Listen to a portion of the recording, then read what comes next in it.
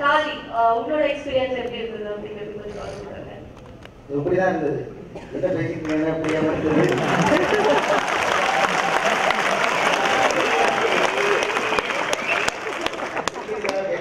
உண்மையாக அப்படியே இருந்தது. இந்த இடத்துல வந்து நான் சுதாமாவுக்கு வந்து தலைவனைகிட்ட நன்றி செலுத்துக்கிறேன். ஏன்னா இதே சிறப்பு இடத்துல 10 ரூபாய்க்கு கேட்டு நிறைய ஹிந்தி படம் பார்த்தேன்.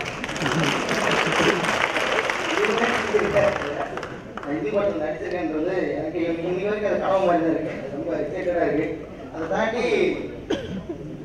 ராஜு சார் வீட்டுக்கு வந்து போகக்கூடிய வாய்ப்பு கிடைச்சது. அது மிகப்பெரிய அபூர்வமான வாய்ப்பு.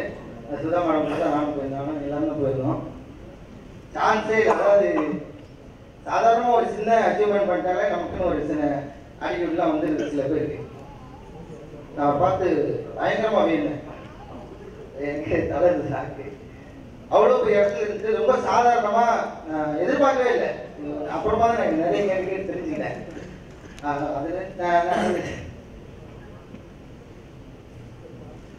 சாரி எல்லாரும் அவர் மாதிரி இருந்தால் மட்டும் போதும்னு நினைக்கிறேன். ரொம்ப எக்ஸைட்டடாக இருந்தது அந்த மூமெண்ட். இன்னைக்கு வரைக்கும் மறக்க முடியல. இந்த மேடையும் சரி, அதான் சொன்னேன், இந்த 10 ரூபா டிக்கெட்டில் நின்று நிறைய ஹிந்தி படம் பார்த்துருக்கேன். நானும் இந்த படத்தில் நடிச்சிருக்கேன், இந்த இந்திய வருஷத்துலேயே நடிச்சிருக்கேன் அப்படின்றதுக்கு ராஜேஷ் சார் ஒரு காரணம். எல்லாருக்கும் நன்றி.